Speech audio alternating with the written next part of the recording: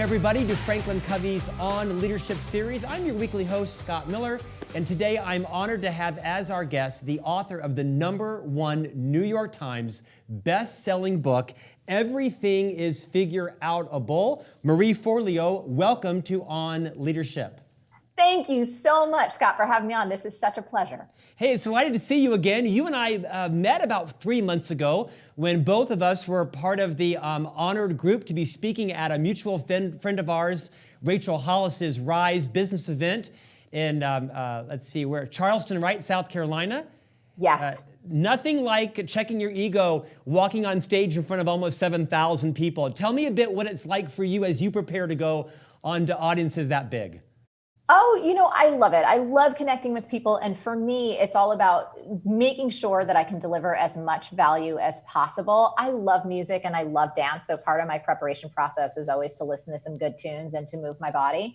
But admittedly, when I was sitting backstage, I heard you and I heard so many other people. And I was just in awe of how talented some speakers are.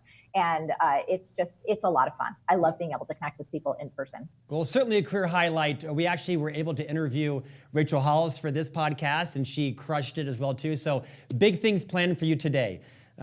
First, the cover of your book is amazing. I mean, I think it's one of the best covers of any book in the history of printing. The cover of your book is so important. What? Oh my goodness. Thank you, Scott. That's amazing. And look around. I know a thing about books, right? I mean, I lead our book strategy in this company. The book is fantastic. I've read the entire thing. The cover is, of course, phenomenal. Looking pretty good, my friend. What I'd like to do is have you talk a bit about your journey. Because one of the things that I've learned, and you probably too from our friend Rachel Hollis, is that there's no such thing as overnight success, right? It just doesn't. It's an irrelevant term. Would you take a few minutes? Myth. It's a myth. Yeah, for sure.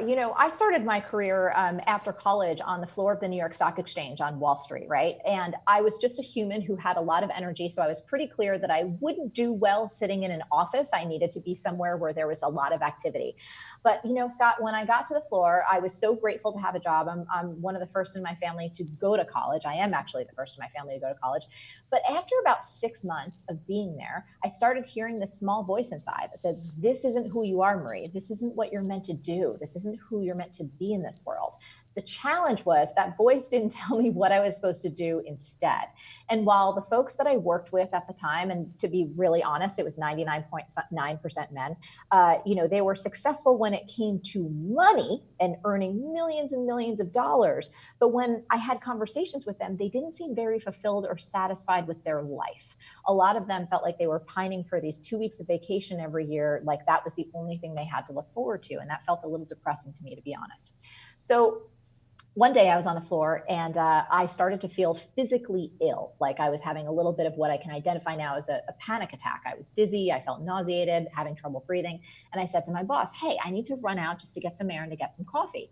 And rather than going to get some coffee, I actually went to a Catholic university, Seton Hall University. So I was kind of trained to look up for some guidance whenever you're in a crisis. I made a beeline to the nearest church and I just started crying my face off because I felt so conflicted. Here I was, grateful to have a job, didn't have a trust fund or a backup fund. I was in debt after college, like many of us are, and yet I wanted to quit. And the first clue I got was to call my dad. He had worked his butt off to put me through school and I didn't want to disappoint him. And I called him crying and like the ugly cry with the snots coming out and everything, rolling down your face. And my dad interrupted me and he gave me a lesson that I'll never forget. He said, Ree, stop. You're going to be okay. Look, you've been working since you were 9 years old. I'm not worried about you putting a roof over your head. Here's the secret to life. You're going to be working for the next 40, 50 years. You have got to find something that you love. And if this job on Wall Street is making you this sick, then you got to quit and you got to do whatever you need to do to go find that thing that you love. So when you show up at work every day, you can really contribute and it's actually going to be joyful. And I will tell you, Scott, that was the permission slip that I needed and really the alignment that I needed to understand my goal was to find some place where I could contribute my gifts and that would actually be joyful, but I had no clue how to do it, to be honest with you. And my dad didn't give me any clues either. That was just the end of his advice. So I quit that job and I went on a bit of an odyssey to try and figure out my place in the world. My only clues were that I was highly creative and I also loved business, right? And these two things didn't really match for me. So I was trying to think in my mind, what could I do? What could I do? And the only thought that came to my mind was around magazine publishing. I thought, well, there's the advertising side that has to do with business and money and commerce, and I like that stuff. And then there's the creative side that has to do with the editorial and the stories and the images and the layouts and all those good things. So I hustled and I went to a temp agency and I got a position as an ad sales assistant at Gourmet Magazine, which was part of Condé Nast publication. Got in there, so excited. I'm like, all right, it's a new environment. I really like my boss, this account executive. She was extremely professional, so smart. It was a great place. And 6 months went by and these same voices came back again. Marie, this isn't who you are. This isn't what you're meant to do. This isn't who you're supposed to be in the world. And I'm starting to panic thinking, what is wrong with me? I am a really hard worker. I want to work. I like to work, but I keep wanting to quit my jobs. So I took a step back and I thought from a different perspective. I said, okay, Wall Street was about a lot of numbers. Ad sales, it's about a lot of numbers. And I also thought to myself, well, I don't really aspire to become my boss, the account executive. And when I looked ahead at the publisher, who was a powerful, incredibly intelligent woman, I also didn't aspire to her job. And I thought, well, if I don't want to climb this corporate ladder, what am I doing wasting their time and mine? So I stepped back and I said, maybe I need to go a bit more on the creative side. Maybe I should be on the editorial side of a magazine. That's got to be it, right? So I went to HR and I said, hey, next time there's an opening on the edit side of any publication, I'd love to go over. Got a position as a fashion assistant for Mademoiselle magazine. And I was like, okay, this has got to be it. I'm going to be working with designers. I'm going to be helping with layouts. I'm going to be going on photo shoots. This is going to be incredible. Got that job, showed up, happy, smiled, working my buns off. And in about 6 months, those same voices came back. Now I was panicked. I was seriously thinking, do I have a cognitive disorder? What is wrong with me? I know I'm a really hard worker, but I keep wanting to quit every job I have. And this is at a time in my life where friends that I had graduated school with, they were starting to, get married and get promotions and create real adult lives. And here I am just kind of spinning my wheels. So one day I was at work and I was on the internet, and this is 1999, just to put it in context. And I stumbled upon this article about a new profession at the time called coaching. No one had ever heard of it before. Again, we're going way back in the time machine right now. And Scott, I remember reading that article and something in me lit up like a Christmas tree. It was like the clouds parted and there were angels and cherubs and trumpets. And it was like, this is what you're meant to do. Yet, I'm from New Jersey. I have a very skeptical, cynical mind in many ways. One part of my brain was saying, what are you talking about? You're 23 years old. Who in their right mind is going to hire a 23-year-old life coach? You haven't even lived life yet. You can't hold down a job. You're in debt. You're a loser. No one's going to want, like the whole stream of thoughts that came through. But I couldn't deny in my bones, something felt different about this than anything before. So on the spot, I signed up for a 3-year coach training program. And I started doing my studies and my trainings at night and on the weekends. And I worked at Mademoiselle during the day. 6 months later, I got a call from the HR department. They had a promotion for me. It was at Vogue. It was more money. It was more prestige. It was a career path, right? So that was my fork in the road. Do I stay on the safe path and do this thing that everyone, of course, would understand and it's respectable and all these things? Or do I quit and do this weird life coaching thing that doesn't even make sense to some part of my brain, but that feels really right? Even though I don't know how to start a business, I have no clue where I'm going to get the money or the know-how to get all of this going. And I'm not even sure that I'll be able to pull this off. Of course, I quit that job. I said no to the promotion and I went back to bartending and waiting tables and figured out how to start a coaching business during the day.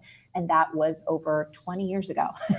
So I'm condensing this down, but that's what all started it up. And it was at the beginning of the world of online business. I remember starting to create email content in terms of an email newsletter before people even knew what that was. I had written an ebook way back in the day when people were like, what? Words in a PDF as an ebook? Like mind blown. So it's been an incredible journey and I'm really grateful to be here. And I'm also really happy that I got in at the ground level of just this incredible world of education and media that we're a part of today.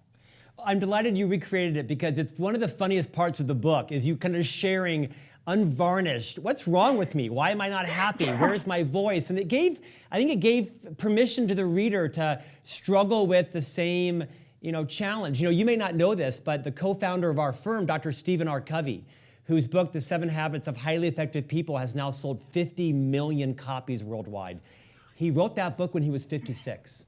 Oh, and I love it. It's one of my favorite books ever. Not to interrupt you, but it is one, I love it so much. I read it every year and I dog ear and underline different parts. Well, we're honored, but reason I mention that because there's no such overnight success. He was 56 when he wrote one of the world's most popular books in history.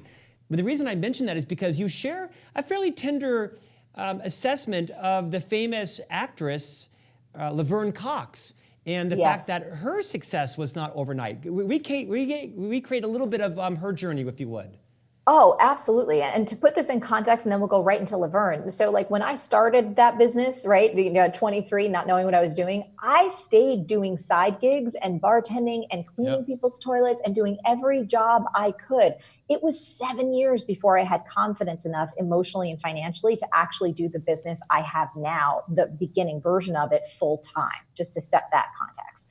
Laverne Cox, what an amazing, inspiring human being. We talk about her in the Define Your Dream chapter of Everything is Figureoutable because, she started out in Mobile, Alabama, and just went through some of the most challenging, difficult circumstances as a young person, particularly around her gender identity and having teachers and other people say some of the most cruel and damaging things, and just fighting her way through that transition, finding her way eventually to New York City, paying attention to this dream that she had about being a performer and navigating all of the different prejudice and oppression and people not understanding her. Cut to, it was 19 years after when she arrived in New York until she finally got that role in Orange is the New Black. And we can look at her today and who she is and what she stands for and the power of her platform. It is so incredibly moving, and there's this one slice of Laverne's story that I think is so interesting. So she had been working so hard, performing and going on auditions. And, like many performers and many people in entertainment, my partner is actually an actor, so I know this intimately. They go on audition after meeting after meeting, and you don't get a job. And Laverne was at a place where she was really thinking about, do I keep doing this? Do I keep staying on this path? And she actually explored going back to school to get a graduate degree. There's a notion that we talk about in the book, clarity comes from engagement, not thought. Sometimes we find ourselves in these difficult situations in our career, and we don't know whether or not we should continue. But rather than stay up here, what Laverne did was so smart. She got some textbooks and she started preparing to take some graduate exams. And she could feel by the way that she was engaging, she's like, you know what? I don't want to do this. I want to stay on my path. I want to be this performer and this actress and this artist. And it was within a pretty short amount of time after she had that clarity and she wanted to stay on her acting path that the call came in for this Netflix show, which again, at that time, Netflix wasn't the Netflix it was today. And she got the role that would forever change her career. Marie, the title of your book is Everything is Figureoutable. Orient our listening and viewing audience to how that phrase entered your life and how it is the premise of the book. So this phrase actually came from my mom. So my mom is this really interesting human being. She is about 5'3". She's got the tenacity of a bulldog. She looks like June Cleaver and she cusses like a truck driver. She is just awesome. She's a firecracker and a half. And my mom grew up the daughter of two alcoholic parents in the projects of Newark, New Jersey, and really learned by necessity how to stretch a dollar bill around the block like 5 times. And one of my favorite memories as a kid in New Jersey with my mom was sitting around the kitchen table on Sundays clipping coupons. She loved teaching me all the different ways that our family could save money. And she also taught me about the fact that brands would send you these cool things like cooking books or recipes if you saved up your proofs of purchase. Hopefully some of your listeners remember what those things are. And one of my mom's most prized possessions was this little AM FM transistor radio that she got from Tropicana orange juice for free. So it's shaped like an orange. It is orange in color. It has a little red and white straw sticking out of the side. That's the antenna. And my mom's one of those humans who's constantly busy, right? She's always working on something. And as a kid, I knew I could find her somewhere around the house or somewhere around the yard by listening for the sound of that tinny little radio. So Scott, one day I come home from school, walking home, and I hear the tunes kind of blasting off in the distance. And I approach the house, and the sound is coming from a weird orientation. It's coming up from above. And I look up, and I see my mom perched precariously on the roof of our 2-story house with her little Tropicana orange sitting near her bum. And I look up and I'm like, Mom, are you okay? What's going on? Why are you on the roof? What's happening? And she yells down, she's like, Ray, I'm fine. Don't worry about it. The roof had a leak. I called the roofer. He said it was going to be at least $500. I said, screw that. I'm doing it myself. That's my mom. Another day, I come home, right? And I hear the sound of the radio, but it's coming from the back of the house. So I follow that sound. I push open the bathroom door, and I see my mom sitting on the floor of the bathroom. There's like pipes sticking out of the wall. There's dust particles. It looked like an explosion went off. And I was like, Mom, are you okay? What happened? And she's like, Rhea, I'm fine. She's like, the tiles had some cracks in it, and I didn't want the bathroom to get moldy. So I'm retiling the entire bathroom. Now, Scott, you got to get, this is the 80s when I grew up, right? So this is a pre-internet, pre-YouTube, pre-Google kind of world. I never knew what I could find her doing, but I always knew I could find her by listening for the sound of that radio. So one fall day, I come home from school and it's late. It's dark out. It's already eerie. I approach my house. The entire house is dark and it's silent, which for an Italian-American home, this is not a good sign. I walk inside and I had that pit in my stomach. You know, that instinct you have when something's not right. And I'm wondering, like, where is my mom and where's the sound of the radio? And I started to get a little scared. All of a sudden, I heard these clicks and clacks. They were coming from the kitchen. And I followed that sound and I see my mom hunched over the kitchen table, which looked like an operating room. She had screwdrivers on one side, electrical tape on the other, and then in about a dozen pieces was a completely dismantled Tropicana orange radio. And I was like, are you okay? That's your favorite thing? What happened, Mom? Did it break? And she's like, Ree, I'm fine. The antenna was off and the tuner wasn't working, so I'm fixing it. So I stood there, Scott, and I watched my mom work her magic, which I always did. And then I finally thought to ask the question I should have always asked, which was this.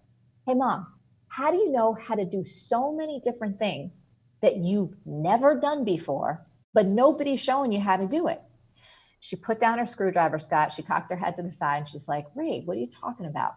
Nothing in life is that complicated. If you roll up your sleeves, you get in there and you do it. Everything is figureoutable.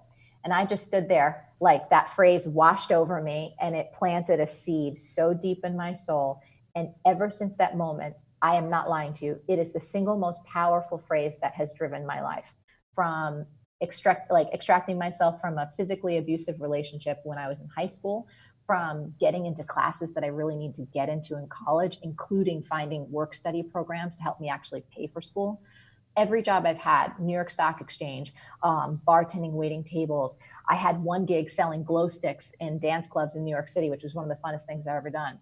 To part of my career was becoming one of the world's first Nike elite dance athletes and master trainers, to building the business that I have today, to saving my relationships, to hiring people, to solving management and leadership issues. The phrase is universal and limitless in its application. You can use it for anything. You got to fix, a leaky sink, everything is figureoutable. Your tire's flat, everything is figureoutable. Your CFO leaves, everything is figureoutable. The tech just hits the wall, everything crashes, and you all have to fit, everything is figureoutable. So that's where the phrase comes from. And the reason I wanted to write the book is because I haven't found one problem yet that people can't use it to solve. Well, first of all, you're the best storyteller I've ever met in my life. I can listen to you tell stories. I feel like I know your mother. And second of all, the concept, I think, it may seem so simple on the surface, yes, but it's so empowering because, I've not been a slack. I've done some things in my life, and I like to think yes, that I can figure things out. And as I read your book, I wasn't putting it to the test. I was thinking, I'm facing some challenges in my own life, in my career and my future financial planning. And I was thinking sort of like, so what would Marie tell me to do? So how am I going to figure this out? Yes. And so the book is a gift. I want to move on to some other key concepts in it quickly. You talk to and speak about the power of belief and that the role that our beliefs have in our thoughts and our behaviors and our results. Speak to how that's been so influential in your own life and writing the book. Absolutely. So belief is where it all begins and ends, right? So there's the old Henry Ford quote. It's a cliche, but it's true. Whether you believe you can or you believe you can't, you're right. And so I think about beliefs as really the underpinning. They're what begins our thought processes, which influences our feelings, which influences our actions, and therefore influences our results, right? It's like this circle. And if we can start to understand whether or not we believe something is possible, that is the beginning of everything for us as humans. And most of us, we don't consciously choose our beliefs, do we? I know at FranklinCovey, obviously, we talk a lot about paradigms, right? And a lot of this is connected. You know, if you're thinking about the world through the belief structure that you have absorbed from your family or from society, and it's limited in any nature, that is obviously going to influence not only what you think is possible, but how your life is going to be shaped. And if you're able to start to understand this truth, that our beliefs are actually a choice and choices can be changed. You can adopt a new paradigm. You can start to see through a new lens. You will have new thoughts, which include new feelings, which include new actions, which includes new results. You know, and I want to, Scott, if we're able to really fast, for anyone listening who may be skeptical of everything is figureoutable, even as it relates to beliefs, I just want to give 3 quick rules, if I can, of the figureoutable philosophy. Because if someone's listening going like, this is a fun story, but I don't believe this woman, I can name X, Y, and Z that are not figureoutable. I would love to give that to them just so their minds aren't over there. Would that be okay? Please. Okay, so the 3 rules of the figureoutable philosophy, and the way this came about was this. When I was starting to write the book, I was out to friends with some brunch, and one of my friends brought her 8-year-old son. And they said, Marie, what are you working on? I said, this book called Everything is Figureoutable. And the 8-year-old's like, no, it's not. Nope. Everything's not figureoutable. And I was like, oh, this is awesome, because I'm going to have to defend this concept in interviews and out into the world. I said, tell me more, young man. What do you think is not figureoutable? And he said, well, we human beings can't grow working wings out of our back and fly away. And I said, well, that may be true at this moment, but have you heard of CRISPR? And he's like, no, what's that? I said, Google it, because it may be coming in about 20 years. But right now, you do know that we human beings can indeed fly. And he was like, oh, yeah, that's right. He said, well, what about this one? I can't bring my dog back from the dead, the one that died a couple of years ago that I miss. And I said, thinking to myself, first of all, that's some Pet Cemetery-ish right there. I didn't say that to him. But I said, look, you do know that scientists are working on cryogenics and people have been cloning their dogs. And he was like, oh, yeah, you're right. So conversations like that inspired me to create a set of rules, which helps us because it gives us a mental container through which we can use this philosophy to create real change in our businesses and our lives. And that's the intended purpose. Rule number 1, all problems or dreams are figureoutable.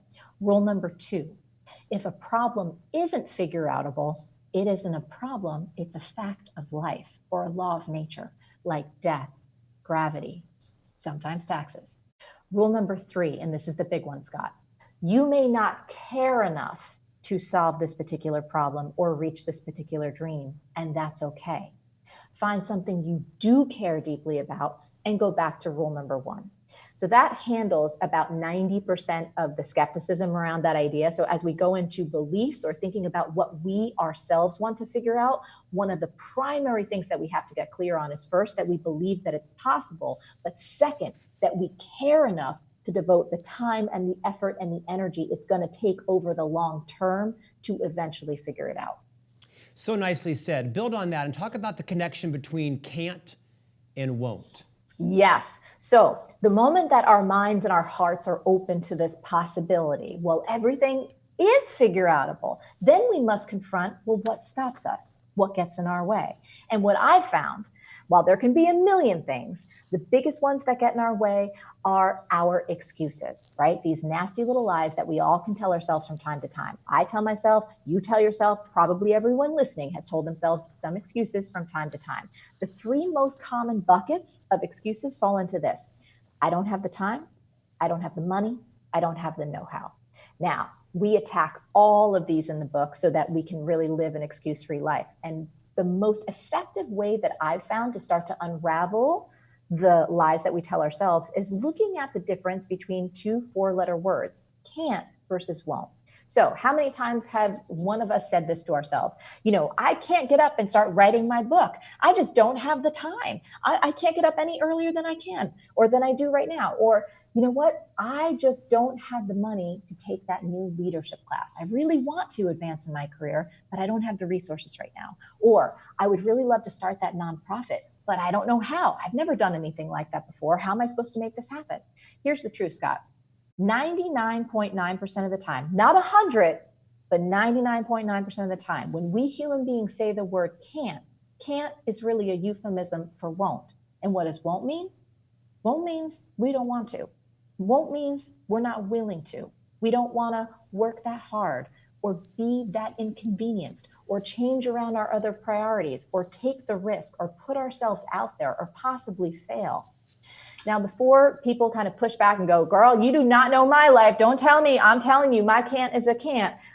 Just think, if this is true, how might this change your life? And I think everyone listening, and I'll say for myself, there have been times in my life when I've said, I can't do X, Y, or Z because I don't have the time or the money or the know-how.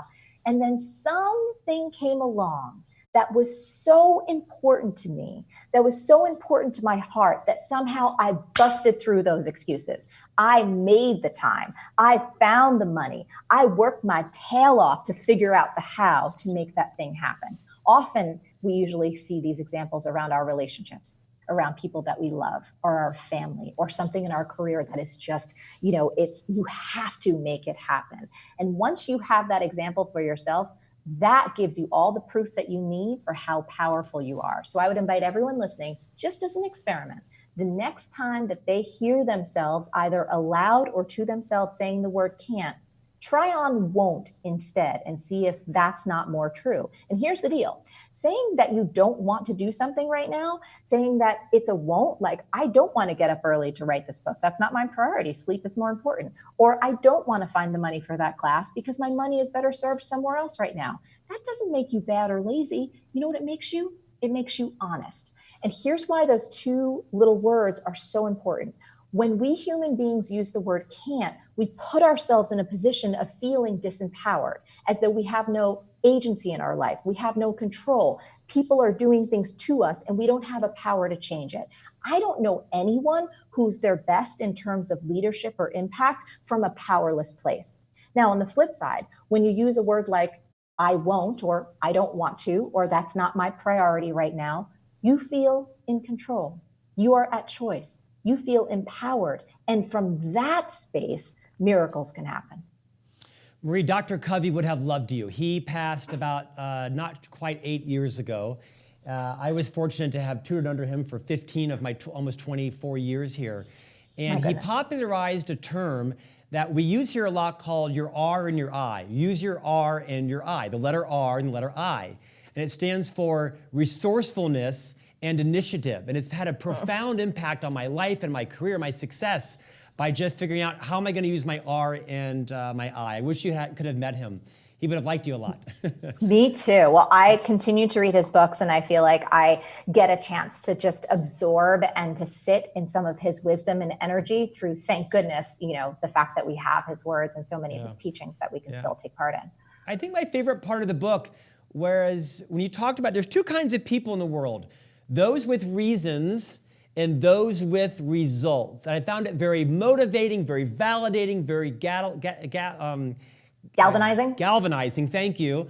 Speak to that, if you will. Yeah, absolutely. And I do want to put this in context, right? I do not believe as a human being, like there are some gray zones we have to talk about. And I like to put this in context because as someone who's involved in business development and leadership and personal development, there are folks in other parts of the world, let's say the developing world, who, there's a lot of obstacles put in their way. For example, like when I think about women who have to walk 8-10 hours a day to go get water for their family, and that water is filled with bacteria and diseases that makes their family sick. Like, you know what I mean? This whole idea of there's two kinds of people in the world. There are exceptions to this. But for most people listening, I believe for this podcast right now, this is a great way to just get yourself excited and motivated and see which side you want to be on for yourself for the day. So two types of people in the world, those who have reasons and those who have results. If there's anything in your life that you really want to change or you really want to transform, just say that to yourself. Say, who do I want to be today? Do I want to be the person who put in the effort, or do I want to be the person to say, oh, you know what? I needed to scroll my phone, or the traffic got to me, or X, Y, or Z got in my way. And this isn't about beating yourself up. This isn't about being harsh, but it's about really check yourself before you wreck yourself moment. Are you going to be one of those people who's going to take a stand for what's most important to you and to your family and to your business and to your mission and say, no matter what it takes, I'm going to put in the effort today? Or do I want to be the person who puts her head on the pillow at night to say, well, I didn't give my best today. I didn't even give it a shot because of all these reasons that got in my way. Marie, to your point, we both have a mutual friend of someone who's in that kind of exception area, Dr. Tara Trent, right? I think known as Oprah's favorite all-time guest. I was privileged to interview her here on leadership, and you dedicate almost 4 pages in your book to her story. Speak a little bit about, to those who maybe haven't seen the interview or don't know Dr. Trent, what her journey was like. Oh, 100%. So again, one of the bits of skepticism or pushback that could come up, especially around excuses, it's like, again, who are you to tell me about my life and my circumstances and the can't versus the won't? And I really don't have the time. And I think for me as a human, I always find it really inspiring to find people who just transcend the odds, who are able to tap into their personal power, to rise above the challenges and the circumstances that they were born into. And Dr. Tara Trent is probably one of my greatest heroes. And, here we have this woman who was born into a culture that denied her education. She was born into a village where there wasn't even access for her, because she is a woman, to textbooks, to education. She wanted to learn so bad, Scott. She wanted to learn to read and write. That was the dream that was in her heart.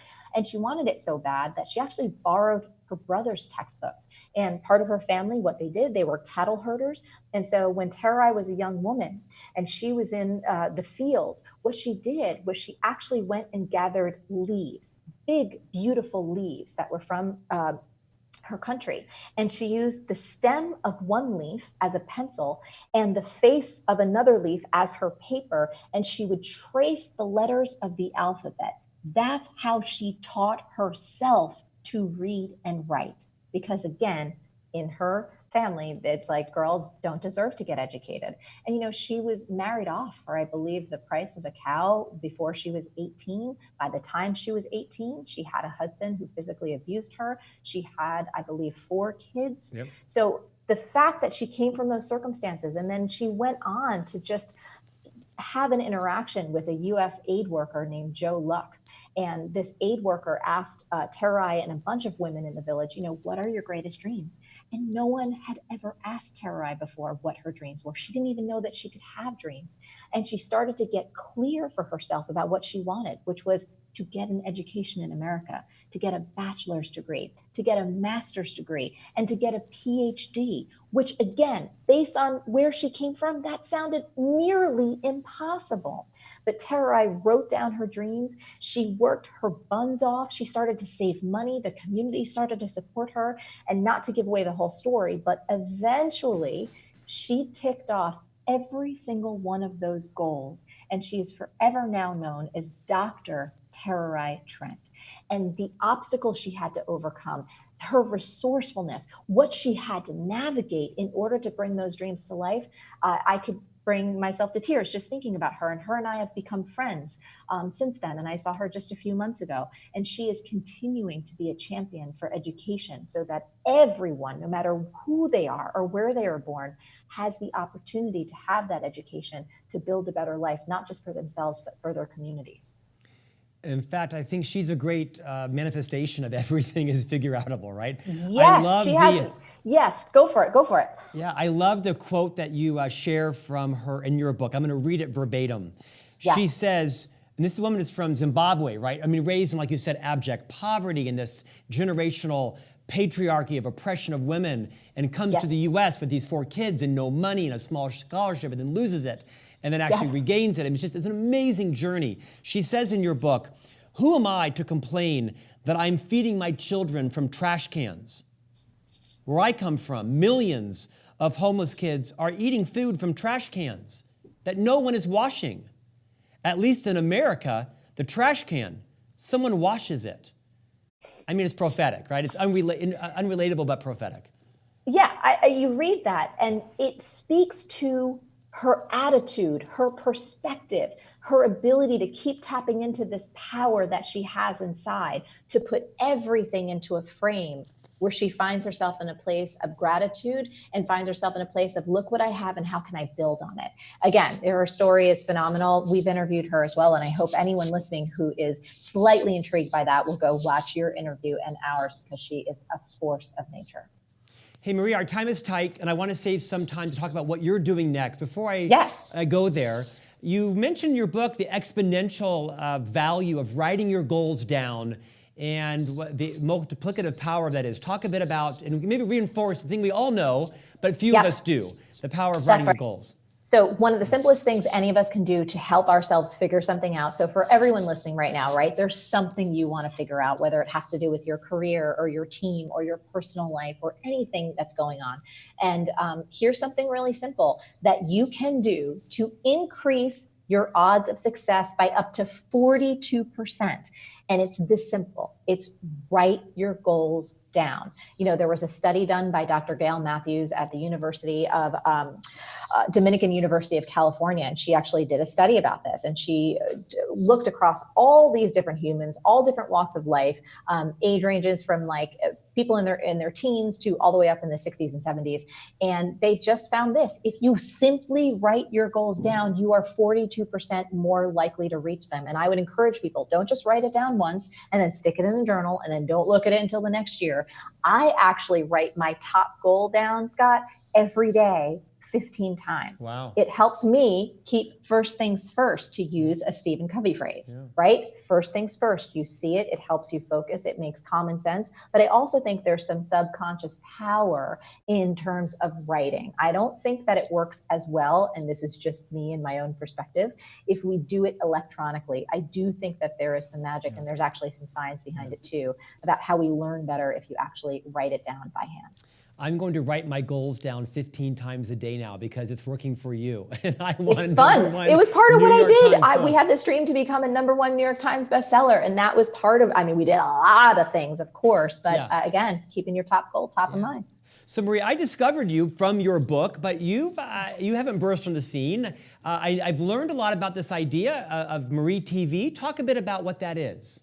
Yeah. So, you know, it was over a decade ago. I remember actually it was inspired because I got a new puppy and I was blogging for a while. I had been in business for over a decade, creating content weekly. And I just found it was a lot easier to answer questions and to talk with people just turning on my webcam. So I started answering questions and developing video content over a decade ago. And the show has grown from me just looking into a webcam, which is awesome, to having a full-on production. So we've got hundreds and hundreds of free episodes designed to help people create a life and business that they love. And we cover all kinds of topics, from creativity to leadership to small business success to personal development and mindset, all kinds of things. We really have a good time and interview people as well. So you can go to basically marieforleo.com, and there's hundreds of episodes, and you'll also hear them on the Marie Forleo podcast, wherever you download podcasts. It's just a great way to connect with people and to share the best ideas I can find and the best practices and tools and habits that are working for me. So I'm going to guess you're not done. I suspect there's some things. Yeah, I'm just going to take a nap. You know, after we just wrap up, I'm just going to check out. No. I'm guessing you're not done offering value to everyone. What's next in your world? Yeah, so there's a lot of things. So for me, I'm actually working on a new project right now that is all around helping people reclaim their time. I think one of the biggest things I've learned, especially getting this book out there, is how overstretched and overcommitted and overwhelmed people feel. And so I'm working on a project right now that's all around time and helping people reclaim their power in that area. And then I'm also starting to lay the tracks to the next books. And those will be really fun. And so that was probably going to be around the money zone, because I love money. I love talking about it. It's a piece of all of our lives. And I feel like we've got a lot of mistaken notions about that particular topic that once we heal them, we can do a lot of good. Marie, I'm honored you joined us. I'm delighted that I was able to discover you and then meet you through Rachel Hollis. Your book is a gift. I'm going to start writing my goals down today, 15 times a day. Do it. It's so fun. It takes 5 minutes and it's awesome. If even. Such a delight you joined us. Thank you for your time today. We'll have you back on for your next bestseller. Thank you so much, Scott. A pleasure to be here. Thank you, Marie. And thank you for joining us. Fascinating conversation. Take your goals. Today, less than a minute, I think. Write it down 15 times. Marie writes in the book, there's a 42% higher chance that your goals will come into action if you write them down. Thank you for joining us. If you're not subscribing to On Leadership, visit FranklinCovey.com. Click on the podcast button, subscribe your friends, and also visit MarieFolio.com and follow her on Marie TV and her next projects as well. And we'll see you back here next week for On Leadership.